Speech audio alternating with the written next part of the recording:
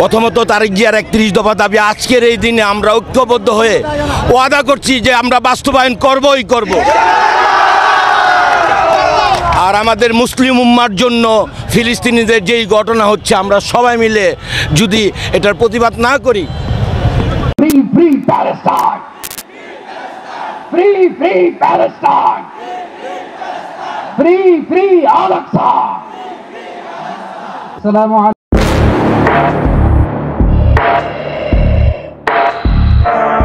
ফিলিস্তিনিদের কান্নায় আকাশ বাতাস ভারী হয়ে উঠলেও সেই আর্তনাদ যেন আরব শেখদের কানেই উঠছে না। তবে চুপ থাকবে না বাংলাদেশ, চুপ থাকবে না এই জনপদের মানুষ। তারই প্রমাণ হয়তো দিলেন বাংলাদেশের জনগণ। এদেশের লাখ লাখ মানুষ সুদূর ফিলিস্তিনিদের জন্য বজ্রকণ্ঠে আওয়াজ তুললেন, আর তাতেই যেন রীতিমতো হতবাক দখলদাররা। সেই সাথে টনক নড়েছে দেশটির প্রথম সারির গণমাধ্যমের। গুরুত্ব দিয়ে প্রচার করা হয়েছে বাংলাদেশের প্রতিবাদ।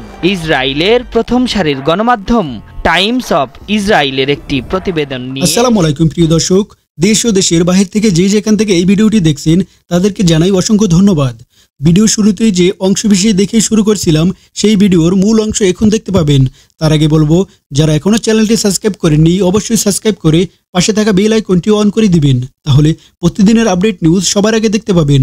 তো চলুন দর্শক, ভিডিওতে একটা লাইক দিয়ে সম্পূর্ণ নিউজটি দেখে আসি এবং ভিডিওর শেষে আপনার মূল্যবান মতামতটি কমেন্ট করে জানিয়ে দিন। তো চলুন দর্শক, আর দেরি না করে সম্পূর্ণ নিউজটি মনোযোগ সহকারে দেখে আসি।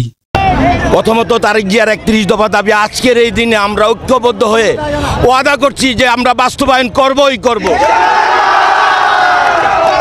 আর আমাদের মুসলিম উম্মার জন্য ফিলিস্তিনিদের যেই ঘটনা হচ্ছে আমরা সবাই মিলে যদি এটার প্রতিবাদ না করি, তাহলে আমরা আর মুসলমানের কাতারে রইলাম না।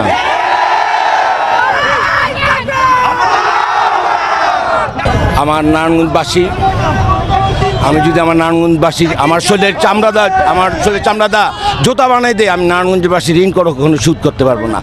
আমরা রাজনৈতিকভাবে যে এই ধরনের হ্যায় প্রতিপন্ন হয়েছি শেখ হাসিনা গভর্নমেন্টের দ্বারা, আমাদের নেক্সট জেনারেশন এই ধরনের সম্মুখীন যেন না হয়, এই জন্য আমরা সর্বোচ্চ সব ধরনের ভূমিকা রাখবো।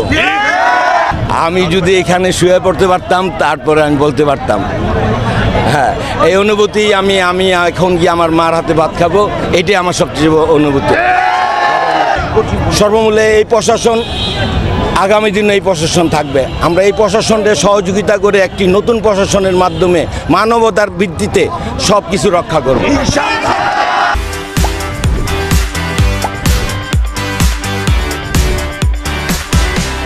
নারায়ণগঞ্জের মাটির মানুষের নেতা জাকির খান দীর্ঘ ২২ বছর পর নারায়ণগঞ্জে পদার্পণ করছে। ওনার নামের যতগুলি মিথ্যে মামলা এবং ষড়যন্ত্রমূলক মামলা ছিল সকল মামলাতে খালাস পেয়ে এবং ওনার কারা মুক্তি শেষে আজকে উনি এই জনগণের মাঝে ফিরে আসছে। ওনার সবসময় ওনার ষড়যন্ত্র ছিল, ওনার এই জনপ্রিয়তায় ঈর্ষান্বিত হয়ে একটি মহল সবসময় চেয়েছে যাতে জাকির খান মুক্ত না পায়।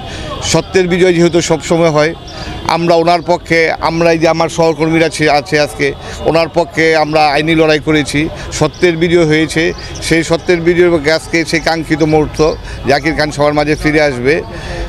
আর আজকে জাকির খানের মুক্তি উপলক্ষে নারায়ণগঞ্জে একটা উৎসবমুখর পরিবেশ বিরাজ করছে। এই জন্য নারায়ণগঞ্জবাসী তথা বাংলাদেশবাসী সবার কাছে জাকির খানের পক্ষ থেকে দোয়া চাচ্ছি, উনি যাতে সবার মনের আকাঙ্ক্ষা পূরণ করতে পারে এবং ভবিষ্যতে দেশের জন্য কিছু করতে পারে। ওনার নামে মোট ৩৩টা মামলা ছিল, উনি সবগুলি মামলা থেকে খালাস পেয়েছেন। আজকে সর্বশেষ যে ৯৭ সালের একটা চাঁদাবাজির মামলা ছিল, ওই মামলাটা থেকে আজকে মুক্ত হয়ে ওনার নামে আর কোনো মামলা মোকদ্দমা নেই। উনি সকল মামলা থেকে মুক্তি পেয়েছে এবং সকল মিথ্যে মামলা থেকে উনি ষড়যন্ত্রমূলক মামলা থেকে মুক্তি পেয়েছে। ভালো এক্সাইটেড আছে, আব্বু আসতেছে দেখা দীর্ঘ ২৭ বছর পর আব্বু আজকে হ্যাঁ জেল থেকে মুক্তি পাবে। আমরা আমার বাবাকে নর্মালি সাধারণ জীবনে ফিরে আসবে ইনশাল্লাহ, আপনারা সবাই দোয়া করবেন। আজকে আমরা অনেক আনন্দিত এবং উচ্ছ্বসিত। দীর্ঘ প্রতীক্ষার পর নারায়ণগঞ্জবাসীর আপামর জনসাধারণের নেতা জাকির ভাই বেরোচ্ছে। দীর্ঘ প্রতীক্ষার পর বিভিন্ন ষড়যন্ত্রের জাল ভেদ করে আইনের মাধ্যমে খালাস পেয়ে তিনি আজ মুক্তি পাচ্ছে। আমরা পরিবারের পক্ষ থেকে নারায়ণগঞ্জবাসীকে ধন্যবাদ জানাই। তার এতদিন যাবৎ তার পাশে ছিল। আগামীর সুন্দর নারায়ণগঞ্জ, পরিচ্ছন্ন নারায়ণগঞ্জ গড়ার জন্য তিনি কাজ করবেন। সবাই আপনারা জাকির খানের জন্য দোয়া করবেন। জাকির খান যেন সুস্থ থাকে, তার পরিবারের জন্য দোয়া করবেন। সবাইকে নিয়ে, নারায়ণগঞ্জবাসীকে নিয়ে যেন তিনি আগামীর দিনের সুন্দর Free, free Palestine! Free, free Palestine! Free, free Al-Aqsa! Assalamu alaikum wa rahmatullahi wa barakatuh. আমাকে আজকের এই জনসমুদ্রকে শান্ত করার জন্য বলা হয়েছে। আমি জানি না আপনারা কি শান্ত হবেন না অশান্ত হয়ে যাবেন। প্রিয় সুধী, মার্চ করতে যে লাথি, গুতা, খেলা, উষ্টা সব আমরা খেয়েছি, তারপরেও আজকের এই সোহরাওয়ার্দী উদ্যানের ভয়ে আমরা বুঝতে পেরেছি আজকের এই মহাসমুদ্র, জনসমুদ্র ফিলিস্তিনের প্রতি, আল আকসার প্রতি বাংলাদেশের জনগণের ভালোবাসার বহিঃপ্রকাশ। ভৌগোলিকভাবে আমরা ফিলিস্তিন থেকে অনেক দূরে হতে পারি, কিন্তু আজকের এই জনসমুদ্র প্রমাণ করে আমাদের এক একজনের হৃদয়ে, বুকের ভেতরে বাস করে এক একটা ফিলিস্তিন। আমাদের হৃদয়ে বাস করছে এক একটা গাজা, আমাদের হৃদয়ে বাস করে এক একটা আল কুদস। চিৎকার করে বলুন ঠিক কিনা? আমরা আজকে সংহতি প্রকাশ করব আমাদের মুসলিম ভাইদের উদ্দেশ্যে। এক আওয়াজে আমাদের কণ্ঠকে উচ্চকিত করে অতিথি থেকে শুরু করে অডিয়েন্সের সবাই আল্লাহু আকবার ধ্বনি দিয়ে সোহরাওয়ার্দী উদ্যানের এই ময়দানকে আমরা কাঁপাতে রাজি আছি না নাই? নারায়ে তাকবীর, নারায়ে তাকবীর। দিন ইসলাম, দিন ইসলাম। ফিলিস্তিন, ফিলিস্তিন। আল কুদুস, আল কুদুস। ফিলিস্তিন, ফিলিস্তিন। আল কুদুস, আল কুদুস। আমার ভাই শহীদ কেন? জাতিসংঘ জবাব চায়। Free, free Palestine. Free, free Palestine. Free, free Al Aqsa. 1, 2, 3, 4. Genocide no more. From the river to the sea, Palestine will be free. Nare takbir. Wa ma alayna illa al-balagh.